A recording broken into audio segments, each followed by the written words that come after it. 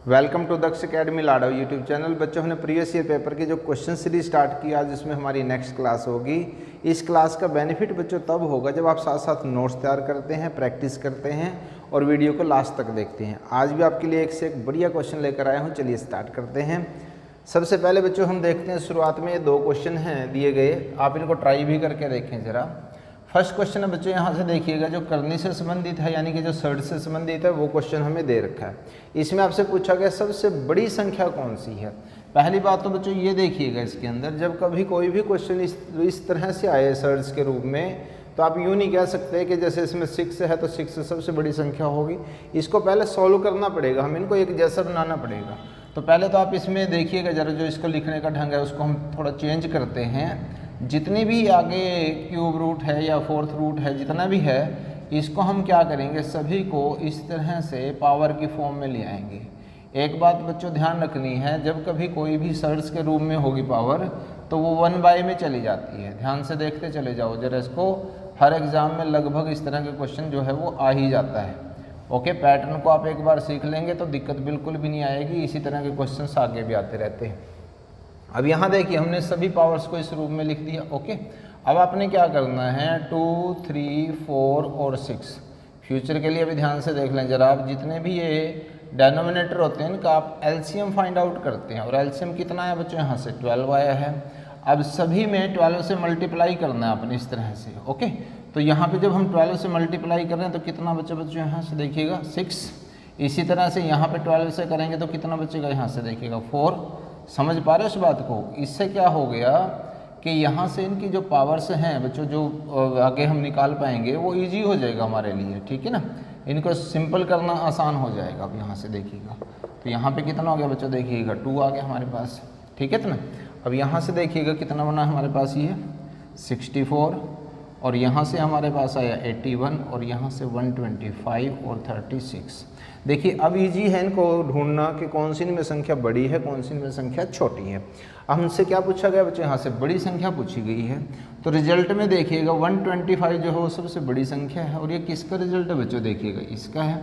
तो इसका मतलब जो हमारा यहाँ पे आंसर आएगा वो कितना आएगा, 5 और 4th रूट में जो आएगा ये आंसर हो गया हमारा। क्लियर है।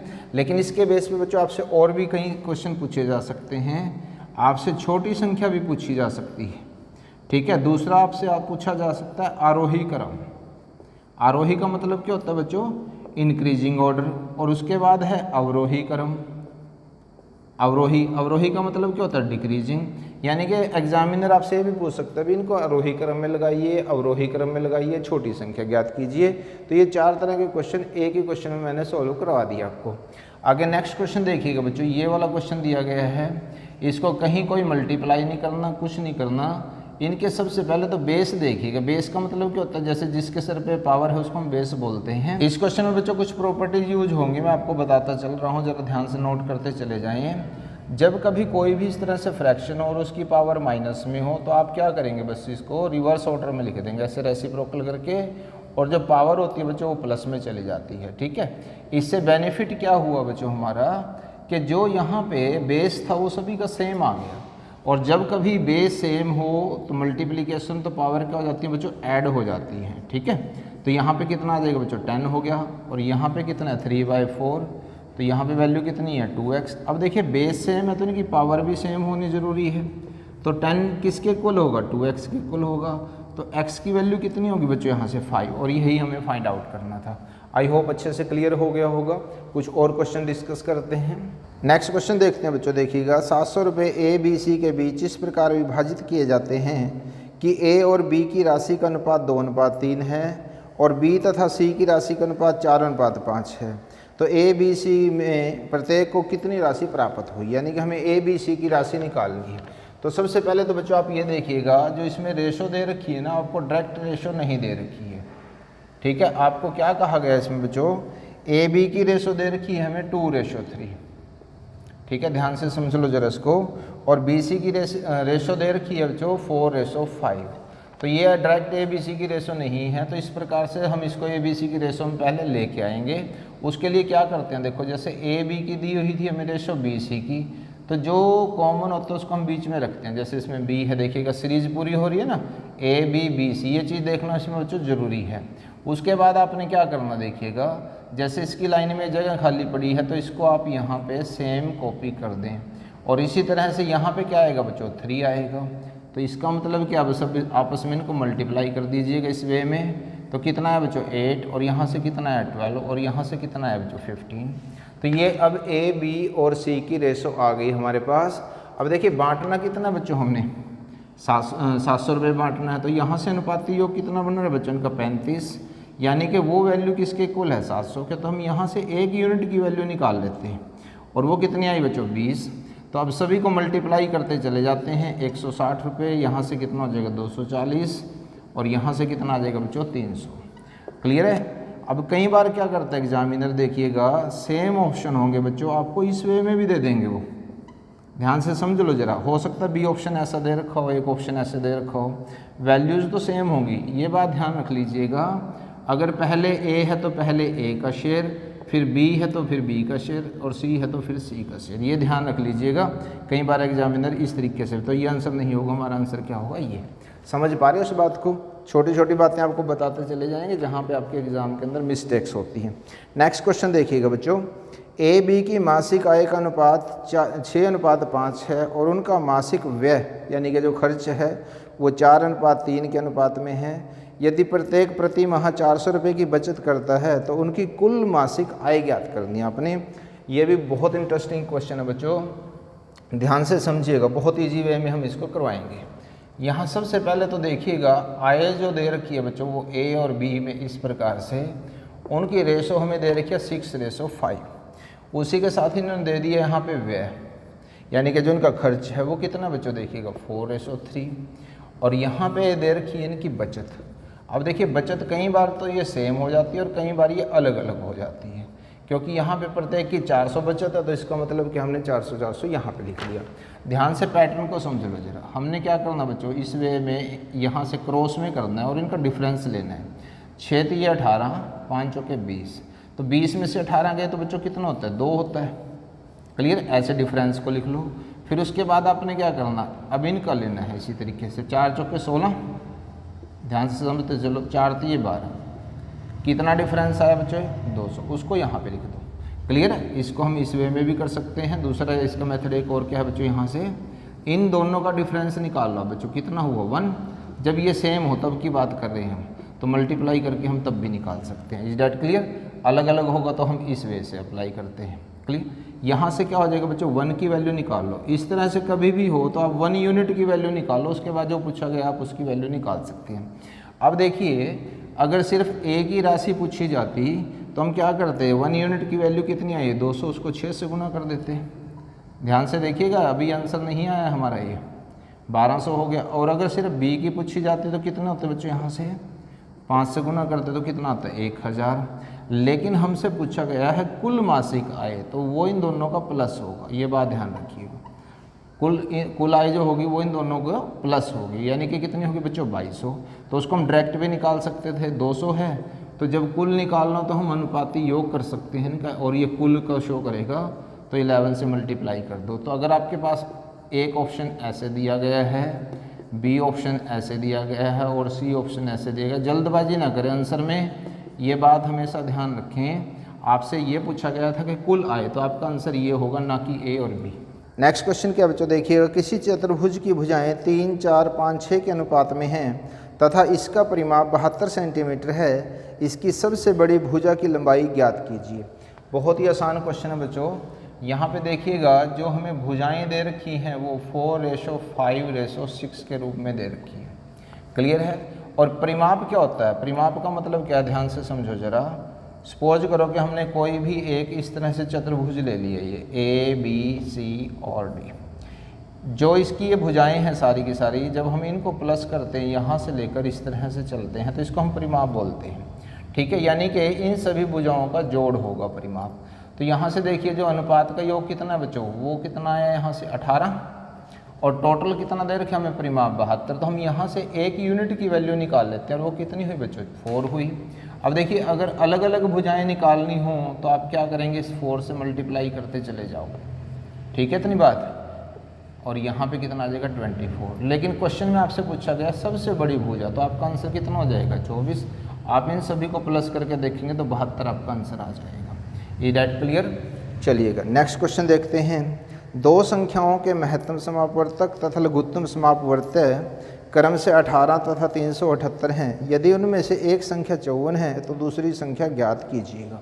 ये भी बच्चों एक फॉर्मूला बेस्ड क्वेश्चन है। अगर हम पहली संख्या को p माने, दूसरी संख्या को q माने, तो दोनों संख्याओं का जो गुणनफल होता है वो HCF और LCM के गुणनफल के इक्वल होता है। इस फॉर्मूले को याद रख लीजिएगा।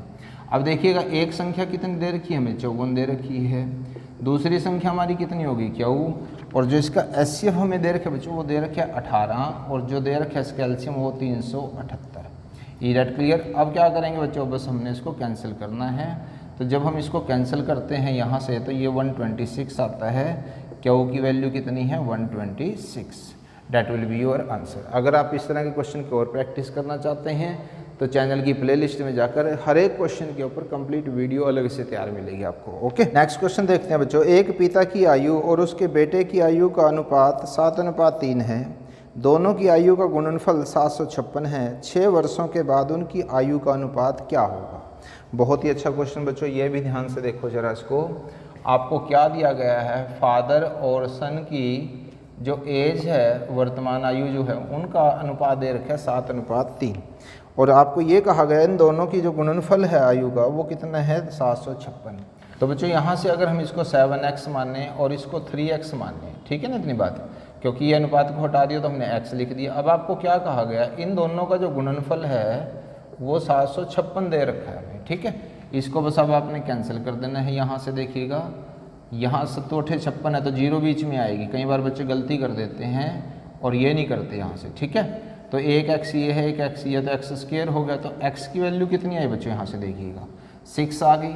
अब जो फादर की एज है, अभी आंसर नहीं आया हमारा बच्चों, फादर की एज है देखो वो कितनी है 7x है ना, तो कितनी हो जाएगी बच्चों 6 से मल्टीप्लाई कर दो उसको 42 आ गई।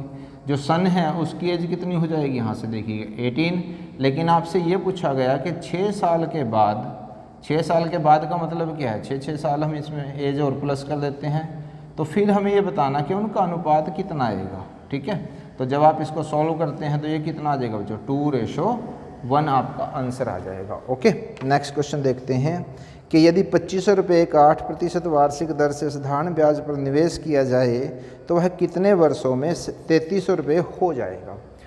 देखिएगा यहाँ से मूलधन हमें दिया गया है बच्चों 2500 रुपये है, ठीक है, और जो दर है हमारे पास वो कितनी है 8%। यहाँ पे मिश्र धन दे रखा है बच्चों 3300 रुपये, क्लियर है। तो यहाँ से हम क्या फाइंड आउट करेंगे बच्चों, ब्याज फाइंड आउट कर लेंगे। और ब्याज कितना आएगा, यहाँ से देखिए मिश्र धन में से मूलधन को माइनस कर दो 800 आ जाएगा। और हमें फाइंड आउट क्या करना है बच्चों, समय फाइंड आउट करना है। तो जो समय है, समय का फॉर्मूला क्या होता है बच्चों, देखिएगा जो ब्याज है उसको लिखेंगे गुणा में 100 लिखेंगे यहाँ पे, और बटे में क्या आता है बच्चों यहाँ से मूलधन, और देखिएगा दर कितनी है बच्चों यहाँ से 8 है। बस अब आपने क्या करना है, इसको कैंसिल आउट करना है, ठीक है। तो 4 वर्ष जो है वो आपका आंसर आ जाएगा, क्लियर। नेक्स्ट क्वेश्चन है बच्चों देखिएगा, एक रेलगाड़ी 36 किलोमीटर प्रति घंटे की चाल से चल रही है। यदि यह किसी खंबे को 25 सेकंड में पार करती है तो उसकी लंबाई हमें फाइंड आउट करनी है, क्या होगी। तो ध्यान से देखो जरा बच्चों, इसको पहले हम इसको थोड़ा सा डायग्राम से क्लियर करते हैं। सपोज करो कि ये एक रेलगाड़ी है। जब भी रेलगाड़ी किसी खंबे को, किसी खड़े हुए व्यक्ति को या किसी पेड़ को पार करती है तो जो इसकी दूरी होती है ना, जो इसकी डिस्टेंस होती है वो खुद इसकी लंबाई के बराबर होती है, ये बात ध्यान रखिएगा। अब जो इसकी स्पीड है बच्चों दे रखी है हमें वो 36 किलोमीटर प्रति घंटा दे रखी है, ठीक है। तो सबसे पहले तो आप क्या करेंगे, इसको मीटर में चेंज करेंगे। कई बच्चों को यही कन्फ्यूजन हो जाता है, तो इकाई का खास ध्यान रखना। तो अब यहाँ से मीटर पर सेकंड में आ जाएगा 18 दूनी 36, यानी कि 10 मीटर पर सेकंड आ गया हमारे पास। अब ये कहा जा रहा है आपको बच्चों, ये 25 सेकंड में बच्चों इस खंबे को पार कर जाती है, ठीक है इतनी बात। तो हमें डिस्टेंस निकालनी है, और डिस्टेंस का फॉर्मूला क्या होता है बच्चों, स्पीड इनटू में टाइम। स्पीड कितनी है बच्चों, देखिएगा 10 है, और टाइम कितना है 25। तो इसका मतलब 250 जो मीटर है वो गाड़ी की लंबाई आ जाएगी। आई होप समझ में आ रहा होगा। इसी तरह के क्वेश्चन और डिस्कस करते हैं, थोड़ा लेवल उसको बढ़ाते हैं हम, देखिएगा। नेक्स्ट क्वेश्चन में क्या है बच्चों, एक रेलगाड़ी किसी खंभे को 15 सेकंड तथा 100 मीटर लंबे प्लेटफॉर्म को 25 सेकंड में पार करती है, इसकी लंबाई हमें फाइंड आउट करनी है। इस क्वेश्चन में देखिएगा बच्चों थोड़ा सा क्या चेंज आया है। यहाँ पे एक गाड़ी है, वो एक खंभे को 15 सेकंड में पार करती है, ठीक है, और वही गाड़ी, उसी लंबाई की सेम गाड़ी किसी प्लेटफॉर्म को जिसकी लंबाई है 100 मीटर, उसको 25 सेकंड में पार करती है। कितने सेकंड में पार करती है बच्चों? 25 सेकंड में पार करती है। अब आप यहाँ देखिएगा, यही गाड़ी यहाँ पे भी इस खंभे को पार करी और यही गाड़ी यहाँ पे इस प्लेटफॉर्म को भी पार कर रही है। समझ रहे इस बात को? तो यहाँ से जो हमारी स्पीड की अगर हम बात करें बच्चों, देखिएगा डिस्टेंस तो ये रही, टाइम हमारा ये रहा, तो जो स्पीड होगी वो कितनी होगी बच्चों? देखिएगा L/15। दोनों केसेस में गाड़ी ही पार कर रही है, तो इसके मतलब गाड़ी की स्पीड जो है वो सेम रहेगी, इस केस में भी और इस केस में भी। यहाँ से डिस्टेंस देखिएगा, डिस्टेंस गाड़ी की लंबाई भी होगी और इस पुल की लंबाई भी होगी। तो यहाँ पे क्या करेंगे बच्चों? देखिएगा हम प्लस कर देंगे 100 और बाय में कितना आ जाएगा? 25। इसके बाद हम यहाँ से इसको कैंसिल कर देते हैं, ठीक है। ऐसे आप पैरेलल कैंसिल कर सकते हैं। यहाँ से इसको देखिए कितना आएगा? 5L, 3L प्लस में 300, और यहाँ से 2L की वैल्यू कितनी आ जाएगी बच्चों? 300। सॉल्व करना बस आगे, तो बस आपने यहाँ से 150 मीटर जो है वो इस गाड़ी की लंबाई आ जाएगी। ओके, आई होप बच्चों ये क्लास भी आपको बहुत अच्छी लगी होगी। इस वीडियो को लाइक शेयर कमेंट करना मत भूलिएगा। चैनल पर नए हैं तो सब्सक्राइब जरूर कीजिएगा, नोटिफिकेशन बेल को जरूर प्रेस कीजिएगा ताकि हर वीडियो की नोटिफिकेशन आप तक पहुंचती रहे। Thanks for watching.